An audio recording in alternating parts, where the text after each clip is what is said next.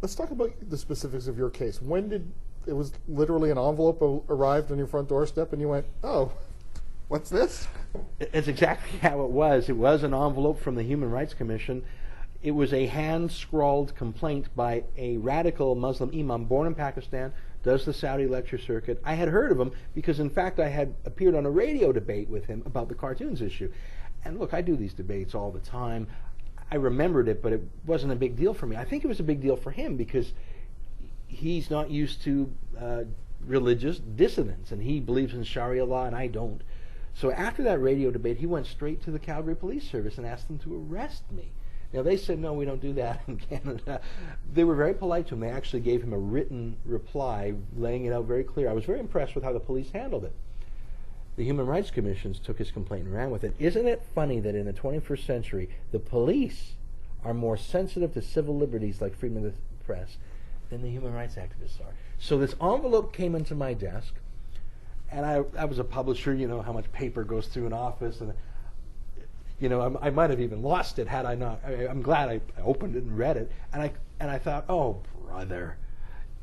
But my first thought was, okay, the Human Rights Commission is going through this as a good faith exercise the same way the cops did. So I wrote a very polite 5-page letter I worked with my lawyer on. I'm a lawyer myself, but I knew I was too hot on this, so I worked with a lawyer to calm my language down. And my letter was very polite. When I look at it again these days, I say, boy, I sure was polite with the Human Rights Commission, because I thought they were just going through the motions. To appease them. That's right. And I thought, okay, fine, this is a teachable moment. They're trying to show it. I thought it would be thrown out in 30 days.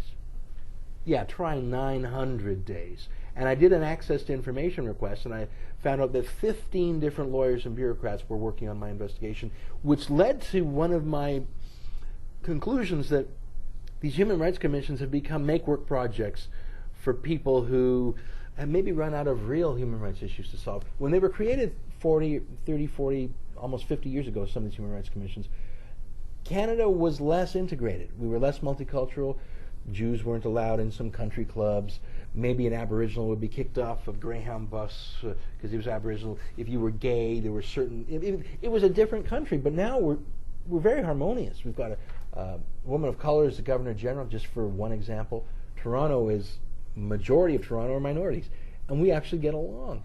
So you've got this whole industry. I estimate that there's 1,000 people working in the human rights industry, 14 different commissions across the country, huge budgets, huge.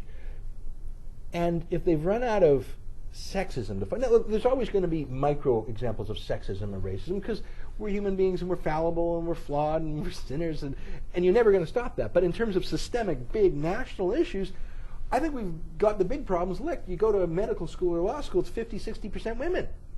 So if you're in the sexism fighting business and you want to keep your job in the Human Rights Commission, you've got to become more and more extreme in what you look for. And so you start to do what some of these Human Rights Commission people do, is you go to the case, just an outrageous case in Vancouver, the Vancouver Rape Relief Center, battered women's shelter for women who have just been sexually assaulted.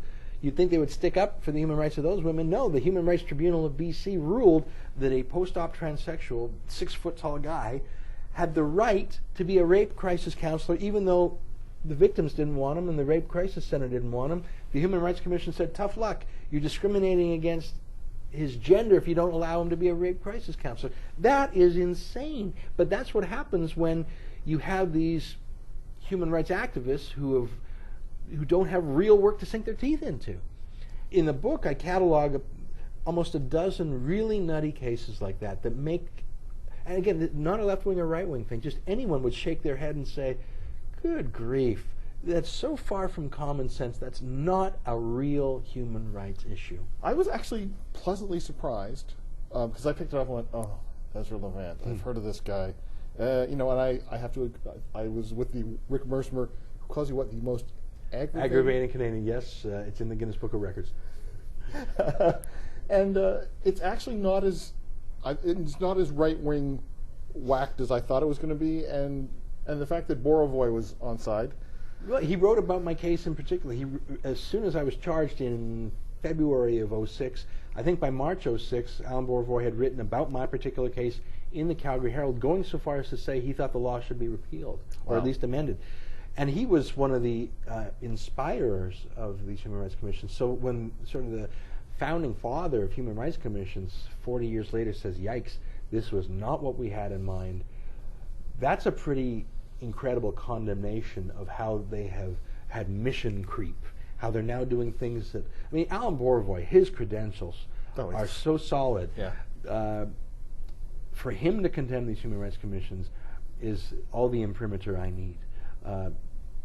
Not that I mean, even if I didn't have it, I would still have my natural rights, but he's a great endorser.